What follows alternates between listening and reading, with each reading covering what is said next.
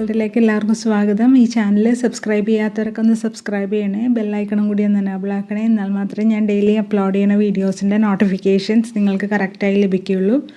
ഞാനിപ്പോൾ ഇവിടെ ഉണ്ടാക്കുന്നത് പഴം ഹൽവയാണ്. പഴം കുറേ ഇങ്ങനെ ബാക്കിയിരിക്കുന്നുണ്ടെങ്കിൽ 2 ദിവസം കഴിയുമ്പോൾ ഇതിൻ്റെ തൊള്ളി കറുത്തു പോകും. അപ്പോൾ നമുക്ക് ഇതിനെ ഒരു പ്രിസർവാക്കി വെക്കാൻ പറ്റിയൊരു മാർഗ്ഗമാണിത്. അതൊന്ന് ആവി കയറ്റാനായിട്ട് വെച്ചിട്ടുണ്ട്. 2 കട്ട ശർക്കര അതൊന്ന് പൊടിച്ചിട്ട് അത് 1/2 ഗ്ലാസ് അല്ലെങ്കിൽ 1 ഗ്ലാസ് വെള്ളം ഒഴിച്ചിട്ട് അതൊന്ന് ഉരുക്കാൻ വെച്ചിട്ടുണ്ട്. ഇപ്പോൾ പഴം വെന്ത് വന്നിട്ടുണ്ട്. അതിനൊന്ന് അരിഞ്ഞിട്ട് ഒരു മിക്സിയുടെ ജാറിലേക്ക് ഇട്ട് കൊടുത്തൊന്ന് അടിച്ചെടുക്കാം. ഇനി ഒരു ബൗള് അരിപ്പൊടി എടുത്തിട്ടുണ്ട്. അപ്പപ്പൊടിയാണ് എടുത്തേക്കണത്, തരിയൊന്നും ഇല്ലാത്ത പൊടിയാണ്.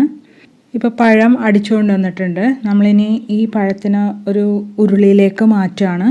ഇതൊരു ഓട്ടുരുളിയാണ്. നമ്മൾ അലൂമിനിയം പാത്രത്തിലൊക്കെ ഉണ്ടാക്കുമ്പോൾ കണ്ടിന്യൂസ് ആയിട്ട് നമ്മളിങ്ങനെ ഇളക്കിക്കൊണ്ടിരിക്കണമല്ലോ അലുവയൊക്കെ ഉണ്ടാക്കുമ്പോൾ. അപ്പോൾ അതിൽ അലൂമിനിയത്തിൻ്റെ എന്തെങ്കിലുമൊക്കെ പാർട്ടിക്കിൾസ് ഇതിൽ പെടാൻ ചാൻസ് ഉണ്ട്. അതുകൊണ്ടാണ് നമ്മൾ ഈ ഓട്ടുരുളിയിൽ തന്നെ ഉണ്ടാക്കുന്നത്. നമ്മൾ എടുത്തു വെച്ചേക്കണ അരിപ്പൊടി മിക്സിയുടെ ജാറിലേക്ക് ഇട്ട് കൊടുത്തിട്ടുണ്ട്. കുറച്ച് വെള്ളവും കൂടി ഒഴിച്ച് പെട്ടെന്ന് അടിച്ചെടുത്തുകൊണ്ട് വരാൻ വേണ്ടി, കട്ടയൊന്നും ഇല്ലാതെ അടിക്കാൻ വേണ്ടിയാണ് അങ്ങനെ ചെയ്തത്.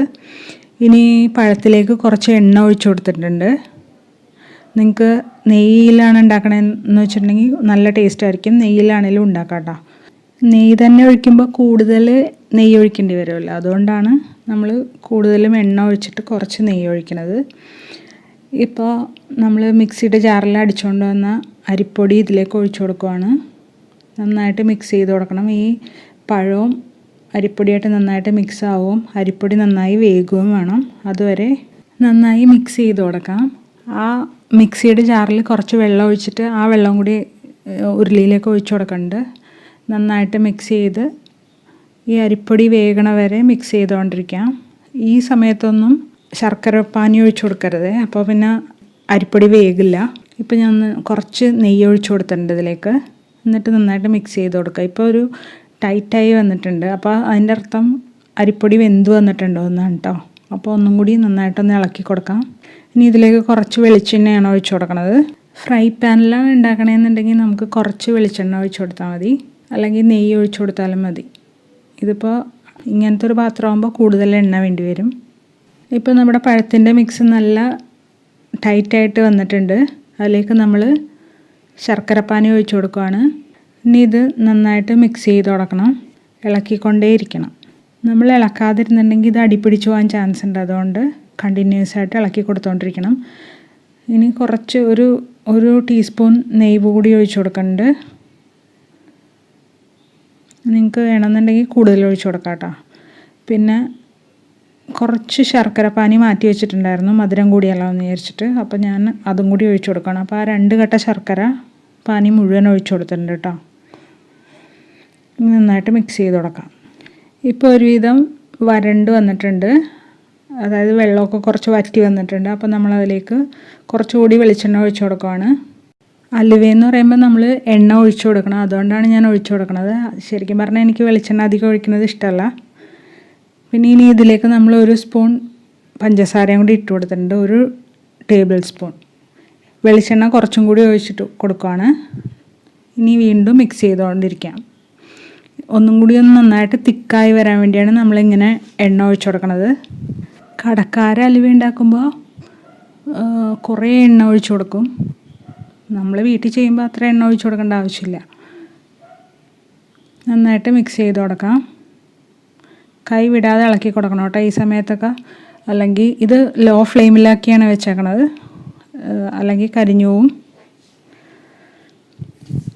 ഇതിപ്പോൾ കുറച്ചുകൂടി ഡ്രൈ ആയിട്ട് വന്നിട്ടുണ്ട്. നമ്മളതിലേക്ക് 4 ഏലക്ക പൊടിച്ച് ചേർത്തിട്ടുണ്ട്. 5-6 കുഴപ്പമൊന്നുമില്ല കേട്ടോ. നന്നായിട്ട് മിക്സ് ചെയ്ത് കൊടുക്കാം.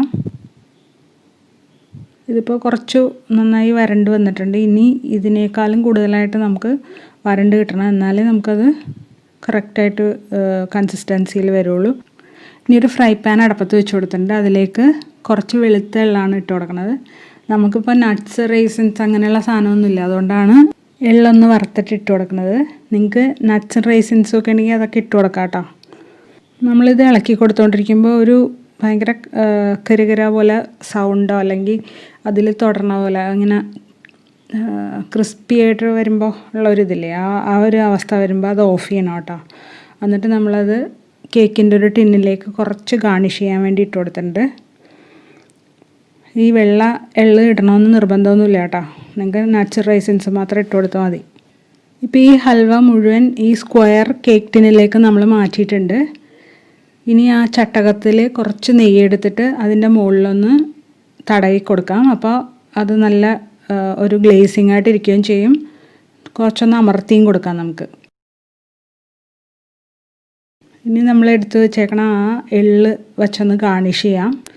ഇപ്പം നമ്മുടെ ഇത് സെറ്റ് ചെയ്യാനായിട്ട് വെക്കണം കേട്ടോ. കുറച്ച് ഒരു ദിവസം ഞാനൊരു ഓവർനൈറ്റ് മുഴുവൻ വെച്ചായിരുന്നു. പിറ്റേ ദിവസമാണ് എടുത്തത്. പഴം കൂടുതലുണ്ടെങ്കിൽ ഇങ്ങനെ പ്രിസർവ് ആക്കി നമുക്ക് ഉപയോഗിക്കാം. ഇതിപ്പോൾ എല്ലാവർക്കും ഇഷ്ടമായി എന്ന് വിചാരിക്കണം. ഇഷ്ടമായെങ്കിൽ ലൈക്ക് ചെയ്യാനും കമൻറ്റ് ചെയ്യാനും ഷെയർ ചെയ്യാനും മറക്കല്ലേ. സബ്സ്ക്രൈബ് ചെയ്ത് ബെൽ ബട്ടണും കൂടി എനേബിൾ ചെയ്യണേ. Thanks for watching.